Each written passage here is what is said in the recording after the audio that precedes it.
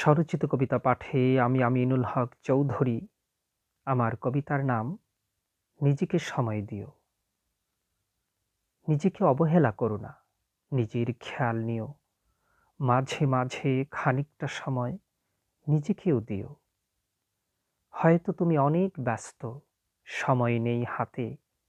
নিজেকে যদি বঞ্চিত করো, কি লাভ হবে তাতে? এই ব্যস্ততা কাহার জন্য? কে করবে উপভোগ? নিজেকে বঞ্চিত রেখে মিলবে কি জীবনের যুগ? ব্যস্ততার ধোঁকায় পড়িয়া নিজেকে করো না বঞ্চিত। নিজেকেও তুমি কিছুটা দিও, যেটুকু আছে সঞ্চিত। হয়তো তুমি সুদিনের অপেক্ষায় রও, নাও তো হতে পারে এমন। তাই নিজেকে সময় দাও, যখন আছো যেমন। কখন যে সময় ফুরিয়ে যায়, তারও তো নেই নিশ্চয়তা। নিজেকে যদি বঞ্চিত করো, তবে নিঃশেষে পাবে ব্যথা।